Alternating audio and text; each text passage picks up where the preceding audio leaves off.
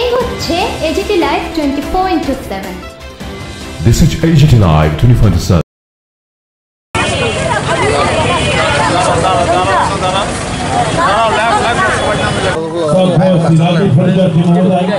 উপস্থিত রয়েছেন আমাদের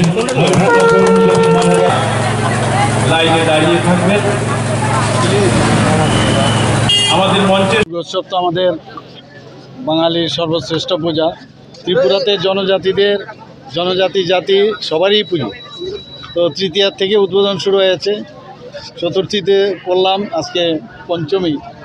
তো রোজেই উদ্বোধন হচ্ছে এবং সবার মধ্যে একটা আনন্দের যে একটা ভাব সবার মধ্যে আমরা দেখছি। এখানে একটু আগে আমরা গ্রিন অ্যারো ক্লাবে এসেছি, আমার সাথে আমাদের রাজ্যসভার সদস্য শ্রী রাজীব ভট্টাচার্যও আছেন, আমাদের মেয়র দীপক মজুমদার মহোদয় আছেন, কর্পোরেটরও আমাদের সাথে আছেন।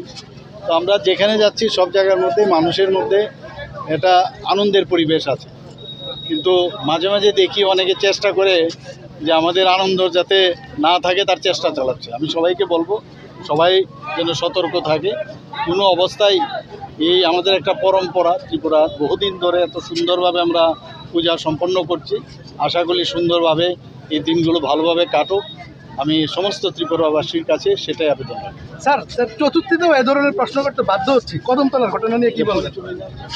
চতুর্থী কদমতলার ঘটনা নিয়ে কি বলবেন? কদমতলার ঘটনা হওয়ার পরে আমাদের তরফ থেকে, আমাদের সরকার এবং আমাদের আরক্ষা দপ্তর এবং অ্যাডমিনিস্ট্রেশনের তরফ থেকে যা শ্রদ্ধেয় শ্রী রাজীব ভট্টাচার্য মহোদয় রয়েছেন, আগরতলা পৌর নিগমের মাননীয় স্যার ডক্টর মানিক শাহ মহোদয় মঞ্চে উপবিষ্ট হতে যাচ্ছেন, আমাদের রাজ্যসভার মাননীয় সদস্য। আন্তরিক শুভেচ্ছা।